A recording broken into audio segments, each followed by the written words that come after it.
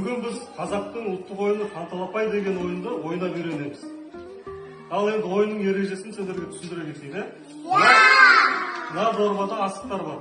Осы дорбадағы асықтарды мен ортаға шашамын. Сендер жинап аласыңдар, асықтардың арасында қызыл асық бар. Бұл асық хан асығы деп аталады. Кімге осы хан асығы түссе, сол бала бірінші ату мүмкіндігіне ие болады. Түсінікті ме балалар? Асықты ату барысында кім дәл тигізсе, сол екінші мәрте атады.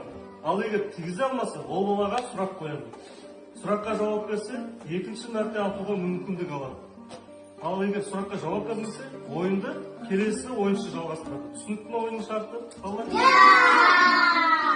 Ал олай болса, қазір мен талапай, табылды ойын алақай деп асықтарды ортаға шашамын. Сендер жинап аласыңдар. Талапай деп. Түсінікті ме? Дайынсыз ба балалар? Талапай, табылды ойын алақай.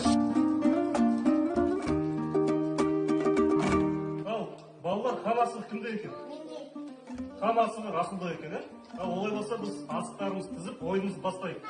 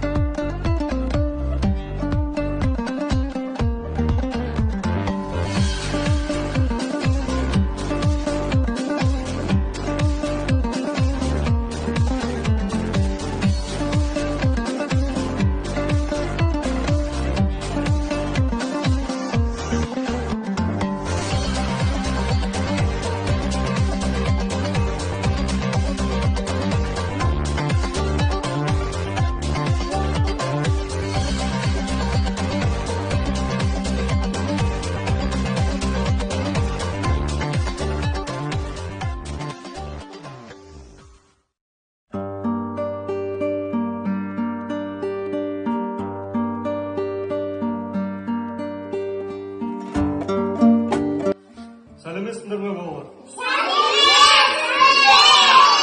Балалар, бүгін біз қазақтың ұлттық ойыны қанталапай деген ойынды ойнап үйренеміз. Ал енді ойынның ережесін сендерге түсіндіре кетейін, мына дорбада асықтар бар. Осы дорбадағы асықтарды мен ортаға шашамын. Сендер жинап аласыңдар, асықтардың арасында қызыл асық бар. Бұл асық хан асығы деп аталады. Кімге осы хан асығы түссе, сол бала бірінші ату мүмкіндігіне ие болады.